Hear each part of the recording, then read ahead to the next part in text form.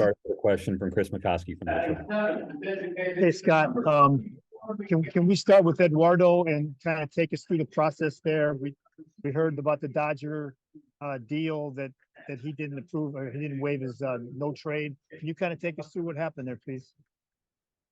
Sure. We spent all week working through different potential deals with our players. With all players, we are at the mercy of markets.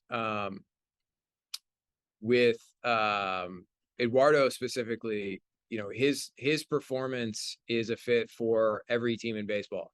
Every team in baseball would want that type of starter in their rotation.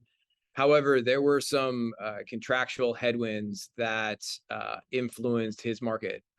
There were a couple of terms in his contract that disqualified a lot of markets from pursuing him. So we were working with the market that we had with Eduardo. We were communicating with Eduardo, in person, via text, and on the phone. And at the end of the day, we reached an agreement on Eduardo that he was not comfortable with, and he ultimately decided to stay in Detroit. If the consolation prize for not getting that deal is we get one of the best left-handed starters in baseball on the mound every 5 nights, sign me up for that. We're excited to get Eduardo back. He's been a very powerful mentor for some of our young starters, and he's going to give us a great chance to win every 5 days. Can I just follow up with, did that precipitate any talks about what may happen this offseason in terms of his opt-out? We have had conversations throughout the year with Eduardo directly. None that I can really share on this call out of respect for Eduardo. But listen, he sent a very strong message that he likes it here, and we want players to like it here in Detroit and to want to stay here. And he demonstrated that. Thanks, Chris. We'll go next to Larry Lage from the Associated Press. Hey, Scott, just to follow up on that, can you specifically confirm that that a proposed trade with the Dodgers was nixed because of his provision? I mean, listen, I know that's been widely reported. I can't confirm everything that has been reported. I can share that there was a deal that did not go through with the Dodgers. That's about it. All I can share out of respect for the Dodgers and Eduardo himself. Thanks, Larry. We'll go to Cody Stavenhagen from The Athletic. Yeah, Scott, at what point did you find out that deal was not going to go through, and did you look elsewhere to arrange a deal after that? Yeah, it was a long road, a long process on that. It didn't go through, in the last hour before the deadline. A lot of these processes take a lot longer than it seems on, Twitter and on TV. These are long, difficult processes, and we ultimately determined that the deal was not going to go through in the last hour. I can't really share the other conversations that we had, but I assure you that we explored every market for our players. Sure. Overall, how do you feel about what went down today? You traded Lorenzen, didn't move some other guys on expiring deals, Shreve and Cisnero, obviously. Yeah, I mean, I think, we were really active all week. I didn't get a whole lot of sleep all week, having a lot of conversations with the other clubs around the game. We came into this deadline, wanting to be active, but not in a position where we felt like we had to move anybody. We don't ever want to be in a position where we feel like we have to move anybody. And we don't want to be in a position where we have to move players for spare parts. We're really excited about the deal that we got for Michael Lorenzen. Hao-Yu Lee is the type of position playing prospect that we've been after. He's hit at every level. He's still very young. He's 20 years old, and he swings at the right pitches. He makes a ton of contact, and he drives the ball in the air. We also think that the power is on the come, and he can play multiple positions on the dirt. We need more of those types of bats in our system, and we're excited to add one in Hao-Yu Lee. I also can share that we acquired Eddie's Leonard from the Dodgers in a small trade. He's another player who's performed really well at the lower levels and does a lot of the things under the hood that we like in hitters. We're going to send him straight to AAA and give him a chance to demonstrate that he can perform at that level. Did you send any players back in that deal? The latter deal, Yes. we did not. Thanks, Cody. We'll go next to Evan Petzold from the Free Press. Hey, Scott. Yeah, with Eduardo, I mean, were there any teams not named the Dodgers who had offers in on him in recent days? Yeah, I'm sorry. Out of respect for those teams, I can't actually comment on, you know, what was on the table. Hopefully I alluded to the details of his market in my opening answer, but that's about as far as I can go. So I hope you understand. For sure. I'm not speaking like directly to which teams, but just like there were other offers on the table then. Again, I can't comment on, you know, what was on the table for Eduardo's market or any of the markets. So I don't think that's fair.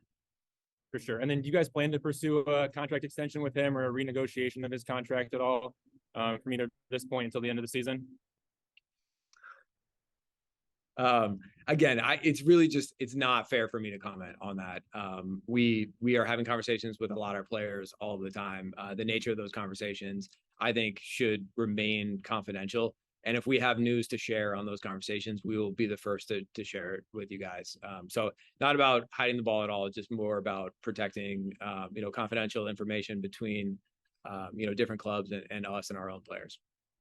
For sure. And then last thing too, just we saw it with Justin Verlander, we saw it with Max Scherzer when it comes to these guys that, you know, have the no trade clauses. How does that work between like team and player? And when you guys find out about that and when you guys go to the player, like how does that process work normally?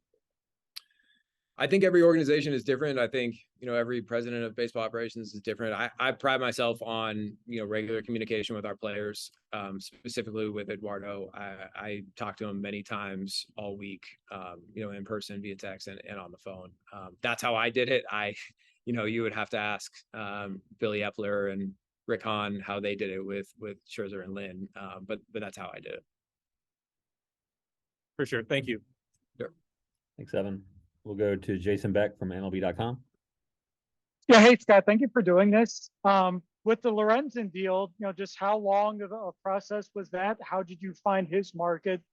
And how do you feel like his contractual situation impacted his market in terms of free agent at year's end, pure rental, no opt-outs or anything like that attached? Yeah, I mean, I think, first of all, I want to share, I think this is a good moment in time to highlight how positive Michael Lorenzen has been for our organization. I said this offseason, I wanted to rebrand the Tigers as a place where players know they can come and get better. Our first test was Michael Lorenzen. And he trusted us. He came from his home in California. He came to Detroit and he trusted that AJ, our coaching staff, and our entire front office staff was going to make him better. And sure enough, he came to Detroit. He found a home here. He got better. He made his first All-Star game. And now he's going to the Phillies and trying to win the World Series. He's also helping us get better as an organization because he helped us access a young position playing prospect who should be with us for a long time and has a chance to really help us at the big league level. I think that whole story, start to finish, is a big win for this organization and our staff. And a lot of people put a lot of time and effort into making that a reality. I also think, you know, oftentimes, you know, players on expiring contracts are often coming up in trade talks for obvious reasons. You know, the fact that he was going to be a free agent at the end of the year, you know, pushed his name into those markets. I think he had a lot of interest in him because he put up a really strong first half. It was an affordable contract that, you know, certainly teams like the Phillies had interest in, and now he's going to go really help them hopefully perform down the stretch and into October. So overall, I think it was a big win for the organization, and really proud of both Michael and the staff for putting all the time and energy to help him take a step forward in his career. And you kind of referenced, you know, coming in and having him come in and get better. He talked to us about that, and he said he talked to you and said, you guys followed through on what you said and thanked you. Just wonder what that conversation was like and what that meant for you. Yeah, it means a lot. I mean, we spend most waking hours thinking about our players and thinking about ways to help them get better. We're not perfect as an organization, but we want to create an environment where players of all ages and skill levels are getting better, especially in the major leagues. I think that's happened with a lot of our players this year, and I think Michael led the way with a lot of our pitchers. He was obsessed with getting better every single day and making the pitchers around him better. So that's the type of clubhouse influence that we want here, and we want to thank Michael and his family for doing everything they did to make us better in the first half. Thank you. Thank you. Thanks, Jason. We'll go next to Mike Stone from 97.1 The Ticket. Yeah, Scott, is it a couple things? Is it fair to ask why you guys, for whatever reason, didn't know that this wasn't going to happen? You didn't find out until, as you said, about an hour before, that all the paperwork or, his yes or no for the thing wasn't resolved until today. Yeah, I think it's a fair question. It's not just checking a box on a piece of paper. We had a lot of conversations about different teams in the league and different situations. We had steady communication throughout, and at the end of the day, Eduardo wasn't comfortable with the deal as it was presented to him. That's his right. He's earned that right. This organization gave him that right to have a limited no trade clause. So he shouldn't be the villain in any of this stuff. He exercised a right that he earned with his performance throughout his career, and we respect that right. And the other thing is it also fair to say maybe that some of the other players, some of the relievers that many of us thought would get dealt, did you, looking back in hindsight, overvalue some of your players that maybe there weren't more deals? I understand the question. I don't think it's necessarily fair. We set out to move multiple starting pitchers in two very different markets, and we reached agreements on both players. Definitionally, that means we saw eye to eye on asking prices for the players we ultimately wanted to move. Again, I think it's a fair question. I'm not really sure it necessarily applies to what happened last week. Thank you. Thanks, Tony. We'll go next to Bob Wojnowski from the Detroit News. Hey, Scott. Off of that last answer, obviously it was a good market for starting pitchers, and you had two starting pitchers you wanted to move, and you had said that you did want to move them. So is this a failure to a certain degree or a disappointment to a certain degree? For whatever reason, we understand the no trade clause and everything else, but the ultimate result, is it disappointing for your first trade deadline? I do not find it disappointing. Again, we acquired Hao-Yu Lee, who's a player that we've been after for a long time. He's going to go straight to West Michigan, and he's going to really help us. He's going to be one of our top prospects. And having access to that level of talent is a big win for the organization. As for Eduardo Rodriguez, again, there were some very stiff contractual headwinds that affected his market. You can't just take the performance and look at the type of return that performance should access and assume that is achievable. We have to live in markets, and we have to ultimately accept what the market will bear. So I think we operated very well as a staff. I'm really proud of our staff for all the work that they put into executing at this deadline. And I feel like we got better at this deadline because we added young talent, and we got better this month in July because we added a lot of young talent in the draft. So we need these types of months in this organization. We were adding a lot of young talent, a lot of players that we feel like we can build around. And overall, I'm proud of the effort that our staff put in for this entire month. Now, you're not saying if there was another team that was interested in Rodriguez, but was not offering as much as the Dodgers.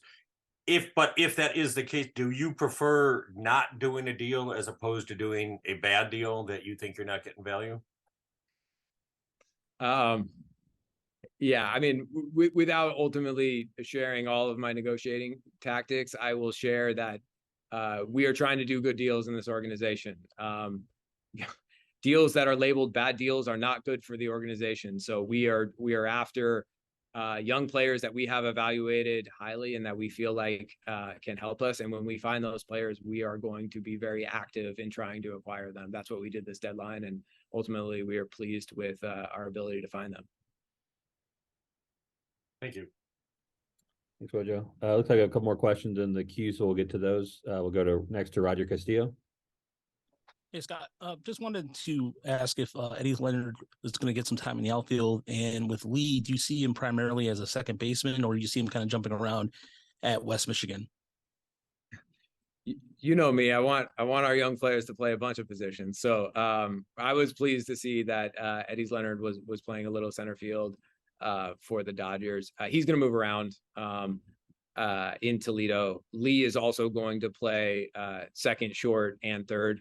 We feel like he can play all three positions, and he's still 20 years old. So we are never going to head off a path to a different position, because you guys are seeing how AJ is using the roster every night, and we got to give him as many options as possible to fit all of our best bats in the lineup. We think Lee has a chance to be one of those bats, and we got to do our part as a development staff to get him ready to be playing multiple positions every night in AJ's lineup.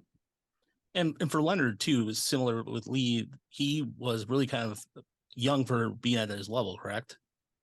Yeah, we pay attention to that a lot. I think if you look at Lee's track record, he was performing well above average at level, and he was like 2.5 years young for the level. That is predictive of future performance, and it's a testament to all the hard work that both of those players put into performing against older, stronger, more physically developed competition.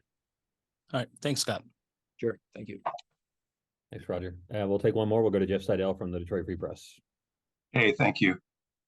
You keep saying that he did not approve the deal. I'm curious, at some point during these, you had many conversations with him. Did he ever say, yes, I would go to the Dodgers if all the parameters are to my liking? I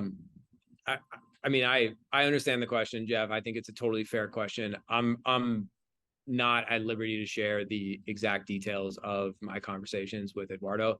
It's absolutely not fair to Eduardo, and it's not fair to the organization.